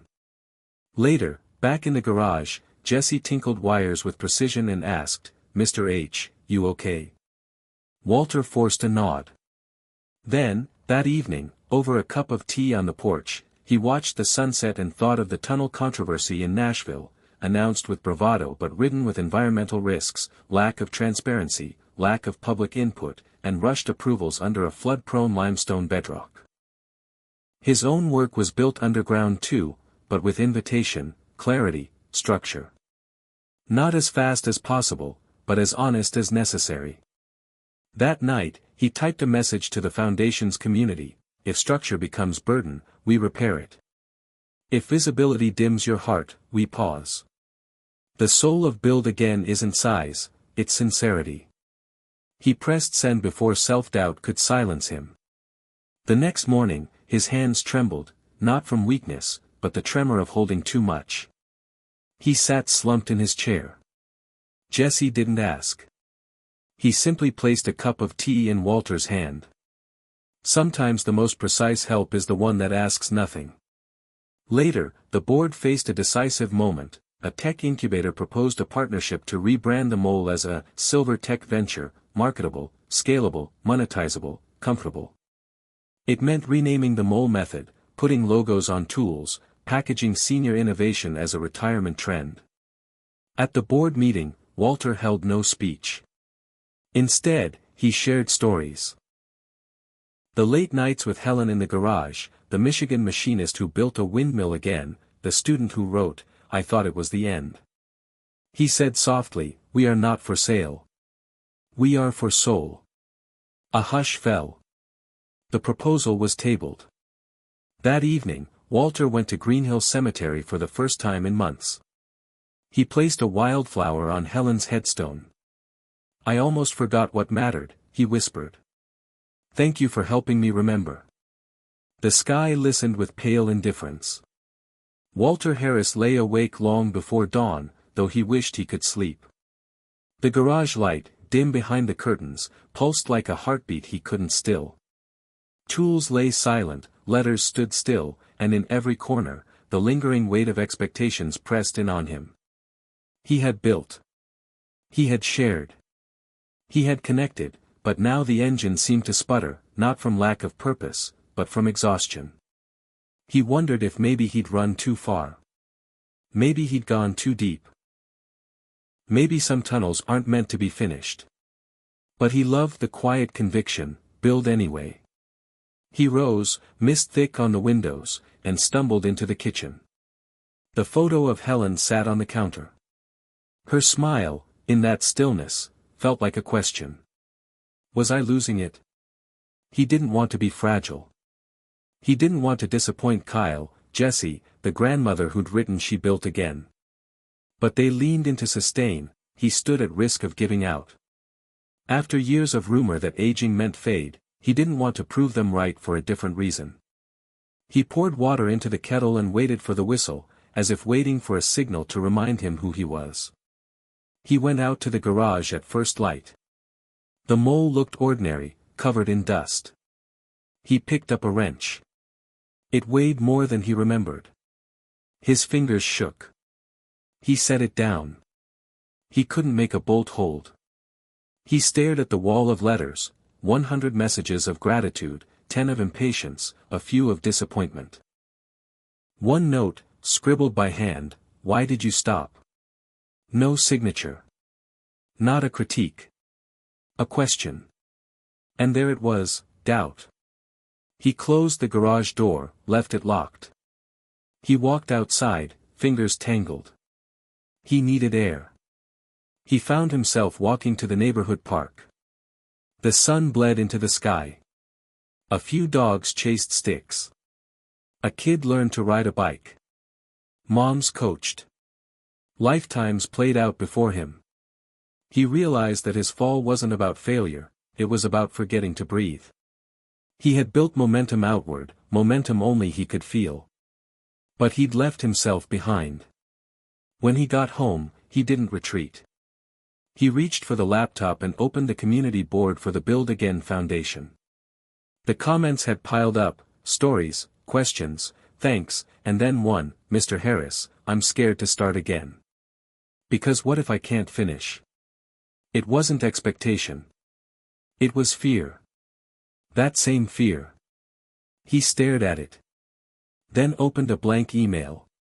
Started typing. When the wrench shakes, it doesn't mean the tunnel stops. It means the builder needs to pause, recalibrate, imagine again. Aging doesn't mean giving out. It means giving something different. You don't have to finish alone, just enough to begin again tomorrow. He left it there, unsent. A start. That afternoon, Kyle showed up with takeout and kind eyes. Without saying anything, he put the food on the table and pulled out that never-used jar of salted caramel ice cream Walter kept for Sundays. They ate in silence. Walter felt a crack open inside him, someone still believes. That evening, the senior center coordinator called with news. A woman in that last workshop asked to donate art supplies for a cross-generational project, paint, paper, clay. She said she wants everyone to create in their own medium, the coordinator said. Walter nearly choked. The projects had grown beyond tools. They'd become creativity. Connection. The next morning, he walked back to the garage. He flipped on the workbench lamp. He pulled old tools closer. The cards, the emails, he read them again. And this time, not as pressure. But as allies. Part of him still ached. His back, his knees, his shoulders. But he also felt a ripple, the same undertow he'd chased in others, flowing back. He started small. He laid out materials, not for the mole, just for making. Wires. Wood scraps. Circuit boards. Clay. Paper. Glue. He left the garage unlocked, an invitation instead of exclusion.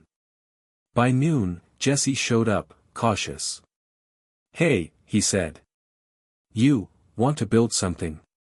Walter nodded. Jesse grabbed wood and wire. They sat together in silence, carving shapes, wiring simple circuits. No plan. No pressure. One moment at a time. Then Kyle came by, carrying the donated art supplies. He joined them. He pulled out a brush and dipped into clay. They worked. 3 generations, creating. That afternoon, the garage became something else, a room for return. A place where loss and inertia could be shifted, not by force, but by motion. That evening, Walter wrote another note to the community board. Signed it. Hit send. If you're tired, you're not done. You're just human. Come in. The door's unlocked. Build tonight, tomorrow, whenever. We're still here. Before he closed his eyes, he spoke into the dark, softly, I'm here, Helen. I'm still here. And he believed it. Walter woke with a calm he hadn't felt in weeks. The night had whispered something unspoken, a gentle urging that maybe his journey wasn't about relentless progress but about steady presence. The garage, once heavy with doubt and silence, now hummed quietly, as if alive in a new way. Tools gleamed under the soft lamplight, not as instruments of pressure but as invitations. He walked over to the unlocked door, breathed deep, and stepped inside. Jesse was already there, carefully soldering a small circuit board, his youthful face lit with concentration. "Morning, Mr. H," Jesse said, eyes bright. Walter smiled and pulled out a wooden box he'd begun carving in fits and starts over the last days, a simple puzzle box, meant to hold stories, secrets, and hopes. "What's that?" Jesse asked, leaning forward. "A beginning," Walter said. "Not the mole. Not a machine. Just a place to put things that matter." Jesse nodded slowly, understanding that progress sometimes came in quiet forms. Over the next hours, the two worked together without talk, building pieces that wouldn't run or drill but told stories, etched wood, folded paper, painted clay. These creations weren't for crowds or headlines. They were for connection, reminders that building was also about being. Kyle arrived later, carrying fresh coffee and a dozen donuts, laughter echoing with lightness. The three shared a breakfast in the dusty garage, surrounded by half-finished art and tools, and Walter realized he'd been so focused on making big waves, he had almost forgotten how deep and sustaining small ripples could be. The afternoon brought visitors, neighbors curious about the open garage door, some hesitant, some eager. Walter welcomed them all, and soon the space transformed into a workshop of shared stories and hands busy with creation. One woman, Marge, brought her knitting and told stories of her youth, of dreams deferred and rediscovered. Another, a young man named Ben, shared how building a bike from scraps helped him find purpose after years of uncertainty. Walter listened, soaking in the quiet power of these moments, each story a thread weaving a stronger fabric. In the evenings, he began posting simple reflections on the Foundation's online page, stories of small wins, shared struggles, reminders that progress isn't always measured in grand gestures but in persistence and heart. Comments flooded in, not demands, but encouragements, laughter, and shared hopes. The community grew organically, like roots spreading beneath the surface, unseen but essential. One evening, Walter sat on his porch with a notebook, pen in hand, drafting a letter to the Foundation's board. He wrote about the value of patience, of embracing imperfection, and how sometimes stepping back is the most courageous act of all. He urged the board to honor the Foundation's original spirit, not chasing flashy partnerships or rapid expansion but deepening impact in ways that truly mattered. The next day, the board met, and Walter spoke quietly but firmly. He shared the stories of Marge, Ben, and others, showing how the Foundation was becoming more than a program, it was becoming a home. His words stirred something old and new in the room. The board agreed to pause the tech incubator deal and instead invest in grassroots projects, nurturing what was already growing. Encouraged by this renewed support, Walter expanded the outreach to neighboring communities, inviting elders and youth alike to join the workshops. He partnered with local libraries, community centers, and even a school where kids and seniors co-created art and inventions. Each new connection was a small light, illuminating what was possible when generations came together. Meanwhile, the mole project continued quietly in the background, not as a symbol of pressure, but as a beacon of perseverance. Walter taught Jesse how to maintain and upgrade it slowly, intentionally, reminding the boy that success wasn't speed but steady care. On a warm Saturday afternoon, Walter hosted the first community showcase in the garage. Tables displayed art, inventions, and stories. Neighbors, friends, and family came, sharing laughter and tears. A local news reporter arrived, but instead of a spotlight on grand announcements, she captured the warmth and resilience of a community rebuilding hope. Watching the room, Walter felt the weight of years lift slightly. He wasn't alone. This was the legacy Helen had whispered to him all along, build not for fame or fortune but for the lives quietly changed. At night, after the guests had gone, Walter sat alone in the garage, hand resting on the mole's worn surface. He whispered to the darkness, "We're still digging, Helen. Not for tunnels that carry cars, but for tunnels that carry hearts." The journey wasn't over. It had simply changed shape, becoming deeper, softer, and infinitely more human. And Walter knew, with quiet certainty, that this was only the beginning. The news hit Walter's inbox like a sudden thunderclap. The county announced plans for a new highway expansion, right through the heart of the neighborhoods where the Build Again Foundation had taken root. The project promised modern convenience but threatened the small gardens, gathering spots, and the fragile sense of belonging Walter and his team had nurtured. He stared at the official document, words dense with engineering jargon and political promises, feeling a chill that had nothing to do with the approaching fall. For weeks, he wrestled with what to do. The city offered compensation, incentives to relocate, but Walter knew that this wasn't just land or property, it was community. It was history. It was lifetimes layered like the tunnels beneath the city's surface. He called a meeting in the garage, sending out invites with urgency.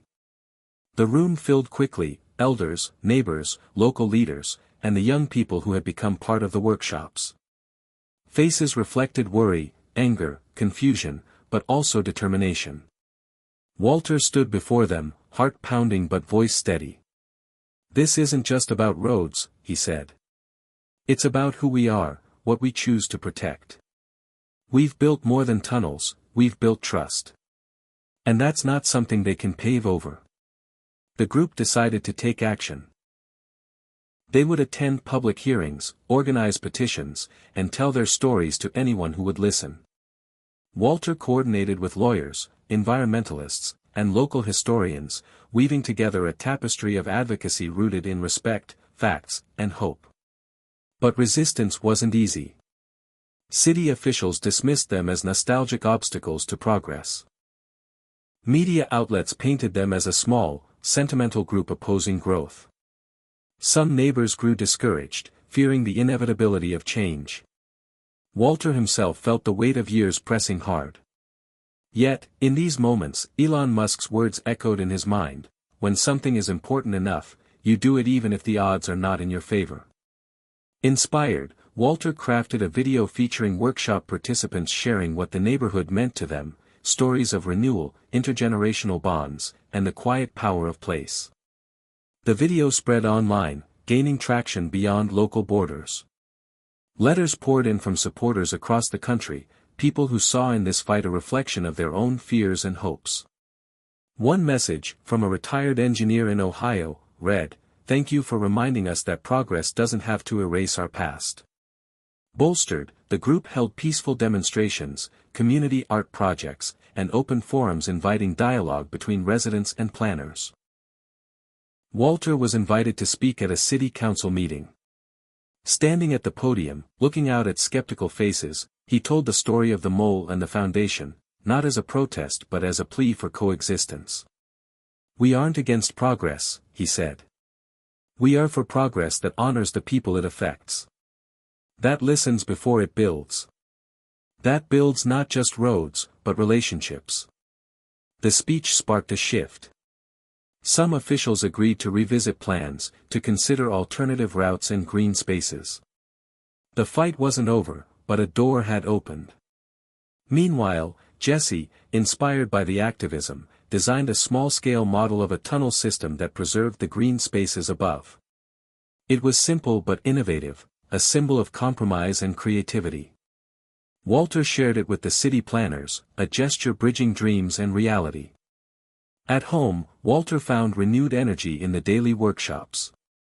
He noticed how the challenge had galvanized the community, forging bonds stronger than ever. Marge knitted scarves for protesters, Ben organized youth patrols to keep events safe. Walter realized that the real victory wasn't in halting the highway but in reclaiming their voice, their agency. One night, after a long day, he sat with Kyle on the porch. "Do you ever wonder if we're really making a difference?" Kyle asked quietly. Walter looked at the stars, then at the soft glow of the mole's control panel inside the garage. "Maybe change isn't about a single moment," he said. "Maybe it's about the steady light we keep burning in the dark." The fight was far from over, but Walter had learned that resilience wasn't just surviving, it was creating meaning even when the path was uncertain. As the seasons turned, the Build Again Foundation became a beacon of hope not just for one neighborhood, but for anyone feeling overlooked by the tides of progress. Walter Harris, once feeling lost and forgotten, stood firm, a living testament that purpose and passion don't fade with age, they deepen. The tunnels he dug now carried more than air and light, they carried the dreams of a community refusing to be buried. The tension from the highway fight had settled into a steady hum, like an engine running low but alive. Walter could feel the energy shifting, not just resistance but possibility. The community, once wary and fragmented, was now a network of hands and hearts working toward a shared future. One chilly morning, as Walter sorted through emails, a message caught his eye.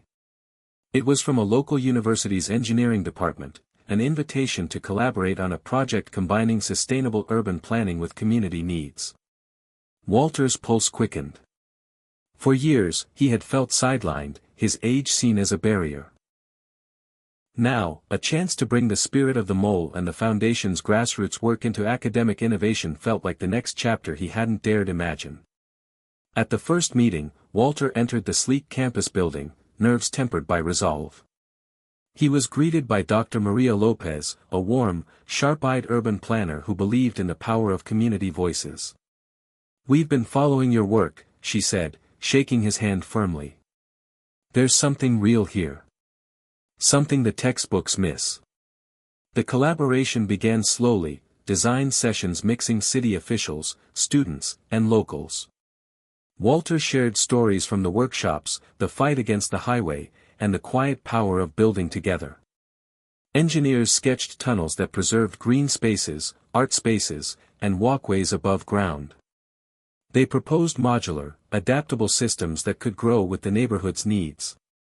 Walter saw his old dream of the mole morph into something bigger. An integrated system not just for transport but for life itself. The team named the initiative, Tunnels of Tomorrow. At home, Walter noticed a change in Jesse too. The boy had grown from hesitant helper to passionate apprentice, devouring design manuals and sharing ideas late into the night. Their conversations deepened, no longer just about circuits but about futures, how to make space for everyone to belong and thrive. In the community, the workshops expanded. Seniors taught crafts and histories while youth contributed technology and fresh perspectives. The garage buzzed with energy, laughter, and the clatter of creativity. One afternoon, Marge brought her granddaughter, Lily, a quiet girl with bright eyes and a sketchpad. Lily shyly showed Walter her drawings, tunnels woven with trees and sunlight, places where people gathered and dreamed. Walter saw himself in those drawings, the hopeful spark he'd thought lost. Inspired, he began mentoring Lily, encouraging her art as a vital part of the project's vision. Meanwhile, the university team secured a small grant to fund prototype models and community exhibitions. Walter and his collaborators organized events where neighbors, students, and officials came together to imagine their shared future. The events weren't just about plans on paper, they were celebrations of resilience, creativity, and belonging. During one such event, Dr. Lopez surprised Walter with a gift, a copy of Elon Musk's biography. "Your story reminds me of his," she said. "Not the billionaire part, but the refusal to accept limits, to keep building no matter what." Walter held the book like a talisman, a symbol of courage passed between generations. As winter deepened, the project faced hurdles, budget cuts, skepticism from some city planners, and the ever-present worry that progress might still mean displacement. But Walter's community held firm. They hosted open forums to listen and adapt, reminding all involved that innovation was a dialogue, not a mandate. One evening, Walter sat with Kyle, reviewing plans under the warm light of the garage. "I never thought we'd get this far," Kyle said, tracing a drawing of the tunnel system. Walter smiled, fingers tracing the edge of a model tunnel. "Neither did I. But progress isn't a straight line. It's a journey we take together." The story of the Build Again Foundation and the tunnels of tomorrow began to attract wider attention.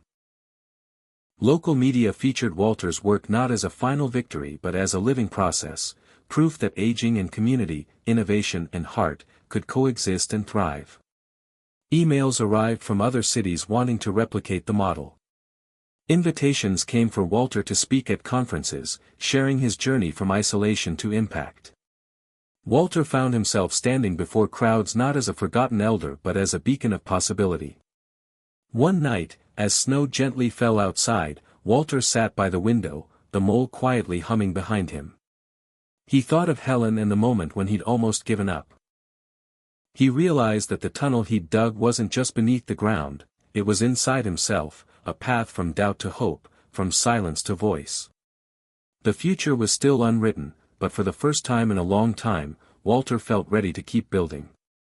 Because no matter age or challenge, the heart's capacity to create and connect was infinite.